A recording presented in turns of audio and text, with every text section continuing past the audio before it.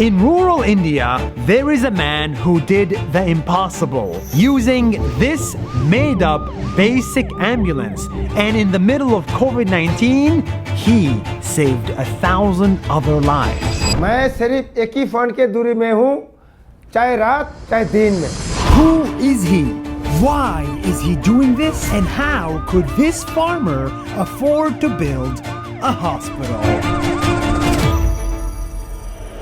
In this small village in India, I found Karimul. Hi, I am Karimul. Everyone call me Ambulance Dada.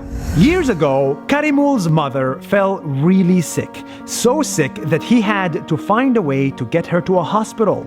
But he lives far, far away, and in these remote villages, there are no hospitals. So he went door to door asking for help.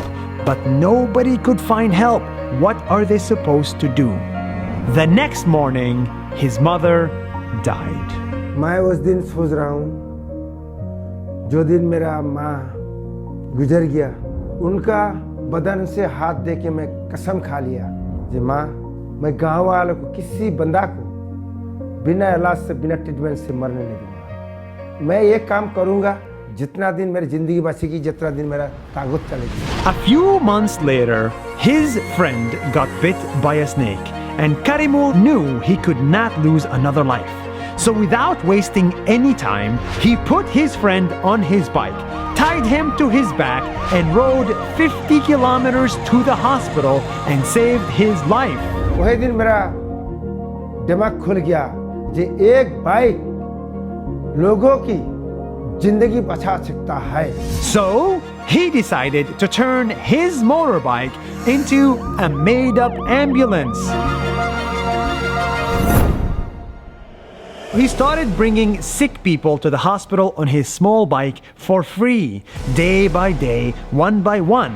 He made his way over rivers, through bad traffic and rough roads where even an ambulance couldn't go. As he saved more and more lives, the same people who made fun of him in the beginning now called him for help, and he became their hero. मैं सिर्फ एक ही fund के दूरी में हूँ, चाहे रात चाहे दिन में. But Karimul didn't stop there. He learned first aid training, organized health camps, and even had his bike fitted with a waterproof stretcher so that patients have a more comfortable life. मेरे जिंदगी का एक ही मकसद है, लोगों की सेवा करना, सेवा करना, सेवा करना. Pretty soon, he was all over the news and people donated from all around the world. And this is the best part. He saved up so much money from donations that he ended up building an entire free hospital. That's right. This man who came from nothing, who knew nothing about medicine, is now building his own hospital in the very remote areas that need hospitals. And when the pandemic hit, Karimul carried COVID patients to the hospital and also carried dead bodies to the graveyard when no other ambulance would. एक जुवान लड़की थी, उसको सांस का दिक्कत होती रही, तो कोरोना काल में कोई आदमी जाता ही नहीं, तो मेरे को बुला के ले गया. उसको माउथ टू माउथ उसको मैं ऑक्सीजन डाला, वो लड़की थोड़ा सांस ले लिया, तो उनको हॉस्पिटल ले गया, और 4 दिन बाद सुना उनका इस तरह करके उसको कोरोना हुआ नहीं तो मेरी जिंदगी क्या हुआ ये मेरा मालूम होता नहीं. Karimul went from being a tuk-tuk driver to saving lives and building hospitals. This guy is the reason humanity is beautiful.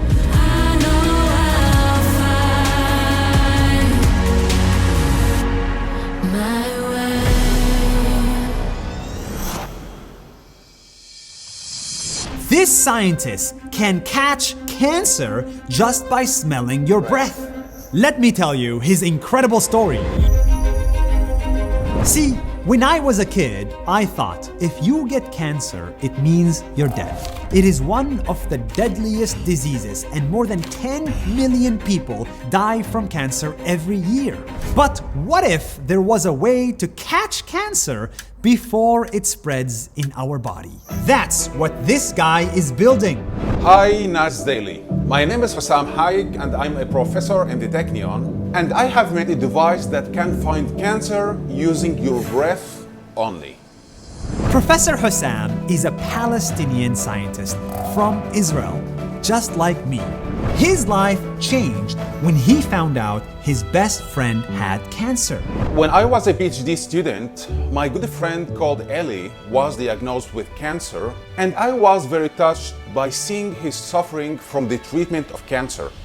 That's when he decided to dedicate his life to medicine and find a new way to treat cancer. Today, you could have cancer in your body and you don't even know it because there are no symptoms.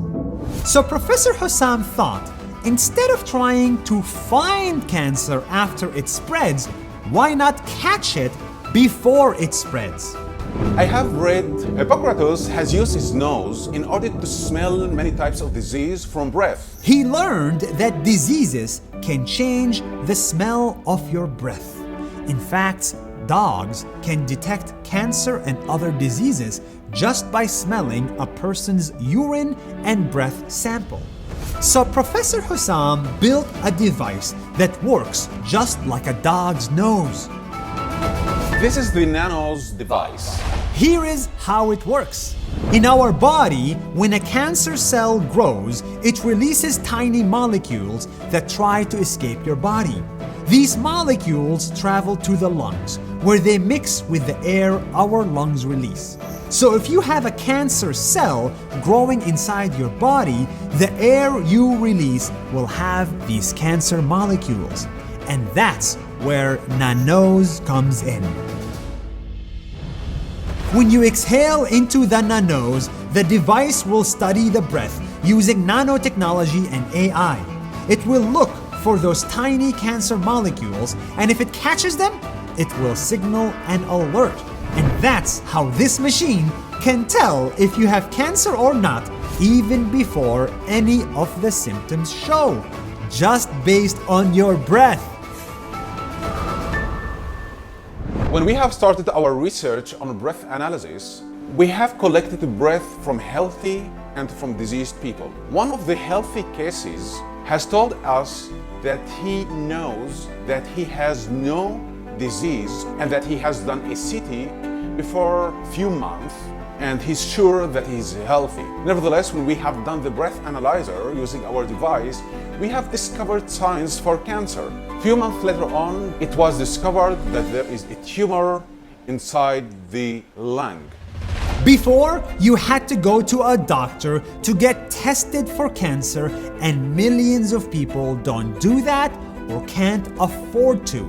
With Nanos, you can test for cancers, Alzheimer's, Parkinson's right from your home, even if you live in a remote village in Ethiopia. This is the grand vision of Professor Hussam. These systems are so cheap and affordable that can be utilized by every person, whether poor or rich. His device is still a prototype and it's in production. And within 3 years, he says, we should be able to get this device in our hands.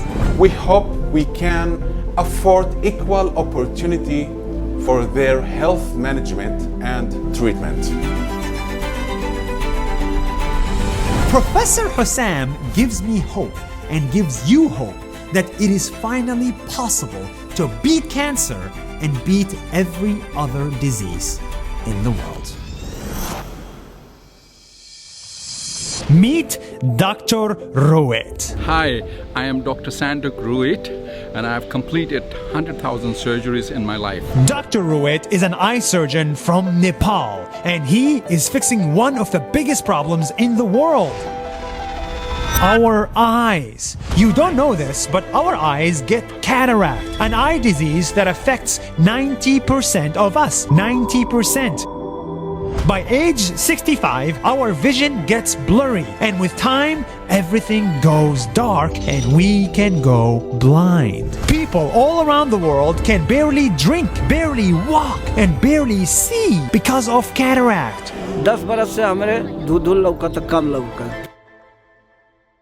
And that's where Dr. Ruit comes in. He went on a mission to treat cataract in people who can't afford it. Normally, a cataract costs $200, but he invented a way to treat cataract that costs only $3. And for this price, he was able to go around the world and give treatment to people for free. I very strongly believe if we can do it in Nepal, we can do it anywhere in the world. In the remote villages, he would rent an empty hall and turn it into a hospital. Hundreds and thousands of people come out to get treatment. Many of them are poor and blind. Many of them couldn't get a doctor before. And in 5 minutes, he treats their eyes and gives them back their vision.